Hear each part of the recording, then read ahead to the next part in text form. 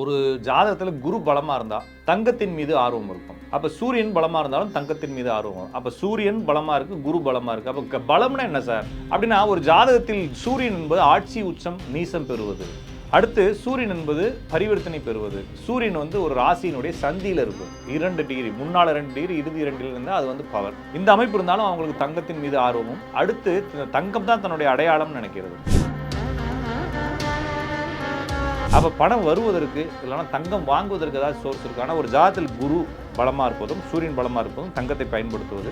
ஒரு ஜாதத்தில் சுக்கிரன் பலமாக இருப்பது. அப்போ சுக்கிரன் வக்ரம், பரிவர்த்தனை, விளிம்பு, ஆட்சி உச்சம் நீசம் பெறும் பொழுது சுக்கிரன் பலமாகிறது. அடுத்து சனிக்கு 1-5-9 1-5-7-9 சுக்கிரன் இருந்தாலும் சுக்கிரன் பலமாகுது. அப்போ இந்த அமைப்பு ஓரளவுக்கு பொருளாதார நிறைவையும் ஆடம்பர விஷயங்களை அனுபவிப்பதையும் அல்லது வெளிப்படுத்துவதையும் கொடுப்பதால் இந்த அமைப்புகள் இருந்து உங்கள் ஜாதத்தில் சுக்கிரன் பலமாகவும் குரு பலமாகவும் அல்லது சூரியன் பலமாகவும் இருந்து அதில் 3மே பலமாக இருந்தால் கண்டிப்பாக உங்களுக்கு ஏதாவது ஒரு வகையில் இந்த தங்கத்தை கொண்டு சேர்க்கும்.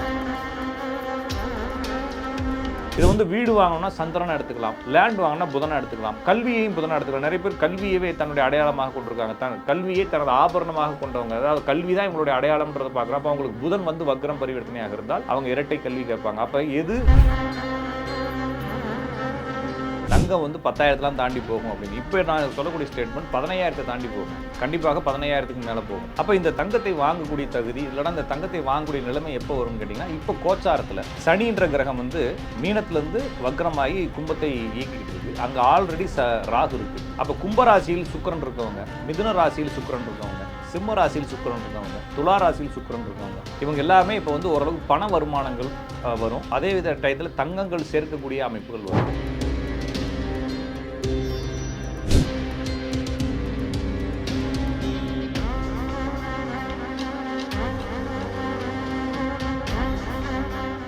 ரியல் ஒன் ஆன்மீகம் நேயர்கள் அனைவருக்கும் அன்பு வணக்கம். நான் உங்கள் ஜோதிடன் ராஜன் அடிக்காப்பா. மீண்டும் இந்த காணொலி வாயிலாக உங்களை சந்திப்பதில் மிகுந்த மகிழ்ச்சி. தொடர்ச்சியாக ஜோதிடம் பற்றிய தகவல்களை பேசிட்டு வரோம். இன்று எல்லாருக்குமே தேவையான அல்லது ஒரு கியூரியாசிட்டியான ஒரு ஆர்வமான ஒரு தலைப்பு, இந்த தங்கம் வாங்குறது யார் சார், தங்கத்துக்கு மேலே ஆர்வமாக இருக்கிறது யார் சார். நிறைய பேர் பார்த்தீங்கன்னா, இப்போ நானே இருக்கிறேன், எனக்கே அந்த தங்க நகைகள் மேலே ஒரு ஆர்வம் இருக்கும். இது இயற்கையாகவே எனக்குள்ளே இருக்குது. நம்மளுக்கு இருக்கோ இல்லையோ, நிறைய பேர் பார்த்தீங்கன்னா இல்லாமல் கூட இருக்கும், பூவராக இருப்பாங்க. ஆனால் அவங்க பையன் மட்டும் இல்லைனா அவர் மட்டும் ஒரு தங்க செயின் போட்டிருப்பாரு. அவங்க வீட்டில் பார்த்தீங்கன்னா எல்லாமே தங்கத்தில் நல்லா இருப்பாங்க. அப்போ இந்த தங்கம் சேருவதற்கான ஜாதக அமைப்பு எது, அல்லது தங்கத்தின் மீது ஆர்வம் இருக்கக்கூடிய ஜாதக அமைப்பு எது. நிறைய பேர் என்ன ஆனாலும் சரிங்க, வீட்டில் பசங்க தங்க செயின் போட்டே இருப்பாங்க, ஆனால் அவரே போட்டிருப்பார், பார்த்துருப்பீங்க தானே.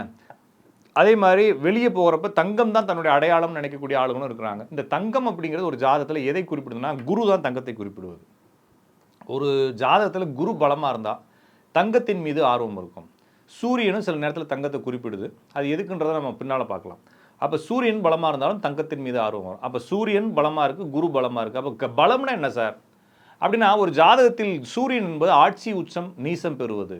அடுத்து சூரியன் என்பது பரிவர்த்தனை பெறுவது. சூரியன் ஒரு ராசியினுடைய சந்தியில் இருப்பது. 2 டிகிரி, முன்னால் 2 டிகிரி, இறுதி 2 இருந்தால் அது பவர். இந்த அமைப்பு இருந்தாலும் அவங்களுக்கு தங்கத்தின் மீது ஆர்வமும், அடுத்து தங்கம் தான் தன்னுடைய அடையாளம் நினைக்கிறது. அடுத்து குரு என்பது இதே போல குரு ஆட்சி உச்சம் நீசம் பெறுவது, குரு வக்ரமோ பரிவர்த்தனையோ சந்தியிலோ இருப்பது. இதுவுமே ஒரு தங்கத்தின் மீது ஆர்வம், தங்கத்தை பயன்படுத்த வேண்டும் என்ற ஆர்வத்தை கொடுப்பது. சரி சார், ஆர்வம் மட்டும் இருந்தாலும் வந்தால் தானே போட முடியும். அப்போ பணம் வருவதற்கு இல்லைனா தங்கம் வாங்குவதற்கு ஏதாவது சோர்ஸ் இருக்கு. ஆனால் ஒரு ஜாதத்தில் குரு பலமாக இருப்பதும் சூரியன் பலமாக இருப்பதும் தங்கத்தை பயன்படுத்துவது.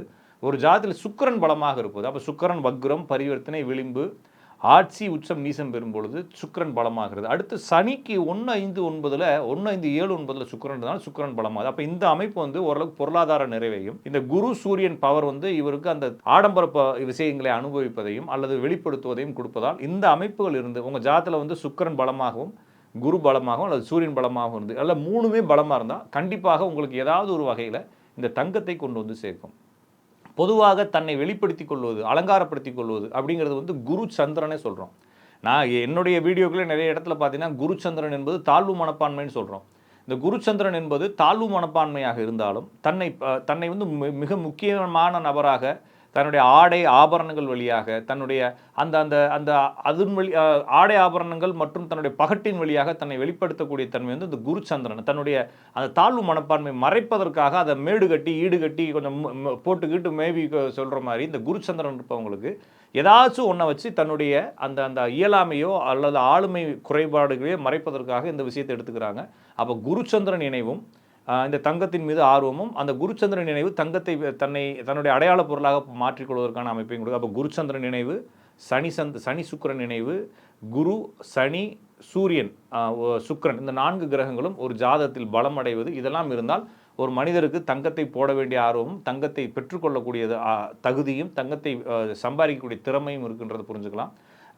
இது வந்து உங்களுக்கு இது தங்கத்தோடு நிற்கிற இது வந்து வீடு வாகனங்கள் இது சம்மந்தமாக தொடர்ந்து போகலாம். அப்போ நான் சொன்ன லாஜிக்கில் இப்போ தங்கம்ன்றது குரு, இதை வந்து வீடு வாங்கணும்னா சந்திரனை எடுத்துக்கலாம், லேண்ட் வாங்கினா புதனை எடுத்துக்கலாம், கல்வியையும் புதனை எடுத்துக்கலாம். நிறைய பேர் கல்வியவே தன்னுடைய அடையாளமாக கொண்டிருக்காங்க, கல்வியை தனது ஆபரணமாக கொண்டவங்க, அதாவது கல்வி தான் இவங்களுடைய அடையாளம்ன்றதை பார்க்குறோம். அப்போ அவங்களுக்கு புதன் வந்து வக்ரம் பரிவர்த்தனையாக இருந்தால் அவங்க இரட்டை கல்வி கேட்பாங்க. அப்போ எது வக்ரம் பரிவர்த்தனையாக இருக்குதோ அதனுடைய காரகங்களும் அதனுடைய உலோகங்களையும் அதனுடைய தன்மைகளையும் ஜாதகர் அதிகமாக வெளிப்படுத்துவதற்காக பயன்படுத்துவார் என்ற அடிப்படையில் இந்த குரு என்பது தங்கம், சூரியன் என்பதும் சில நேரத்தில் தங்கமாக வருகிறது. இந்த இரண்டும் பவர்ஃபுல்லாக இருக்கும்போது ஒரு ஜாதகத்தில் தங்கத்தை பயன்படுத்தக்கூடிய யோகியதை கிடைக்குது. ஓகே, அப்போ நான் சொன்ன இந்த அமைப்புகள் எனது ஜாதகத்தில் இருக்குது சார். அப்போ நான் எப்போ தங்கம் வாங்குவேன்ற கேள்வி இருக்கு இல்லையா? அது மட்டும் இல்லாமல் இப்போ தங்கம் பார்த்தீங்கன்னா நான் ஏற்கனவே இந்த சேனலில் இந்த ராகுகேது பயிற்சி போன வருஷம் ராகுகேது பயிற்சியப்போ சொன்னேன் தங்கம் வந்து 10,000 தாண்டி போகும் அப்படின்னு. இப்போ நான் சொல்லக்கூடிய ஸ்டேட்மெண்ட் 15,000 தாண்டி போகும், கண்டிப்பாக 15,000க்கு மேலே போகும். அப்போ இந்த தங்கத்தை வாங்கக்கூடிய தகுதி இல்லைனா இந்த தங்கத்தை வாங்கக்கூடிய நிலைமை எப்போ வரும்னு கேட்டிங்கன்னா, இப்போ கோச்சாரத்தில் சனின்ற கிரகம் வந்து மீனத்திலேருந்து வக்ரமாகி கும்பத்தை இயக்கிக்கிட்டு இருக்குது. அங்கே ஆல்ரெடி ராகு இருக்குது. அப்போ கும்பராசியில் சுக்கிரன் இருக்கவங்க, மிதுன ராசியில் சுக்கிரன் இருக்கவங்க, சிம்ம ராசியில் சுக்கிரன் இருக்கவங்க, துலா ராசியில் சுக்கிரன் இருக்கவங்க, இவங்க எல்லாமே இப்போ வந்து ஓரளவுக்கு பண வருமானங்கள் வரும். அதே வித டயத்தில் தங்கங்கள் சேர்க்கக்கூடிய அமைப்புகள் வரும். அதுக்கப்புறமா உங்கள் ஜாதகத்தில் குரு வக்ரமாக இருந்தால் அல்லது சுக்கிரன் வக்ரமாக இருந்தால், குரு வந்து பரிவர்த்தனை பெற்றிருந்தால் அல்லது சுக்கிரன் பரிவர்த்தனை பெற்றிருந்தால் அந்த சுக்கிரன் மேலேயோ அல்லது அந்த குரு மேலேயோ குருவோ சனியோ போகக்கூடிய காலத்தில் இந்த தங்கங்கள் சேரும். அப்போ இப்போ கரண்ட்டாக இருக்கக்கூடிய கிரகங்கள் இப்போ உங்களுக்கு வக்ரமான சனி இன்னும் ஒரு 2 மாதம் அங்கே இருந்துட்டு 1.5 மாதம் அங்கே இருந்துட்டு திருப்பி போயிட்டு திருப்பி இன்னும் ஒரு 4-5 மாதம் கழிச்சு திருப்பி வக்ரமாகும். அப்போ இப்போ நீங்கள் முயற்சி செஞ்சு தங்கம் வாங்க முடியாமல் போனாலும் கூட இன்னொரு 5-6 மாதம் கழிச்சு திருப்பி வாங்கலாம். நான் சொன்ன 4 ராசிகள், அதாவது வந்துங்க கும்பம், மிதுனம், சிம்மம், துலாம், அதுக்கப்புறம் இன்னொரு 2 ராசி மேசம், தனுசும். இந்த 6 ராசியில் இருக்கிறவங்க நான் சொன்ன மாதிரி இன்னிலேருந்து ஒரு 7-8 மாதத்துக்கு வாங்கலாம். சார் நீங்கள் சொன்ன 6 ராசியிலே என் ஜாதகத்தில் சுக்கிரன் இல்லை சார், என்ன சார் பண்ணுறோம்? உங்கள் குடும்பத்தில் யாருக்காச்சும் இருந்தால் நீங்கள் வாங்கலாம். அப்படி இல்லாட்டினா ஒன்றும் பிரச்சனை இல்லை. இந்த 6 மாதம் கழித்து வரக்கூடிய பீரியடில் உங்களுக்கும் அதுக்கான லக் அடிக்குது. எனவே இந்த இடத்துல தங்கம் எவ்வளோ உயர்வுக்கு போனாலும் கண்டிப்பாக தங்கம் சேரக்கூடிய அமைப்புகளும் இருக்குது. ஏன்னா இப்போ வந்து சனி வந்து குருவுடைய ராசியில் இருக்குது, அது வந்து தங்கத்தை குறிக்கக்கூடிய ராசி. எனவே அந்த இடத்துல வந்து ஒரு தங்கம் ரீதியான சேர்க்கைகளையும் தங்கத்தில் மீது ஆர்வங்களையும் தங்கத்தின் மீது முதலீடுகளையும் அதிகமாக செய்யும். இதை புரிஞ்சுக்குங்க. உங்கள் ஜாதகத்தில் செவ்வாய் எங்கேயாச்சும் இருந்துச்சு, செவ்வாய் நான் சொல்லக்கூடிய 4 மூலையில் இருந்துச்சுன்னா இந்த தங்கத்தை அடமானம் வச்சு காசு வாங்குறது இல்லைனா பணத்தை வந்து கடன் வாங்கி தங்கம் வாங்குறது இந்த மாதிரி விஷயங்களை தவிர்ப்பது நல்லது. இன்னும் நிறைய தகவலுடன் உங்களை சந்திக்கும் முறை உங்களிடமிருந்து விடைபெறுவது உங்கள் அன்பு ஜோதிடன் ராஜநாடி காப்பா.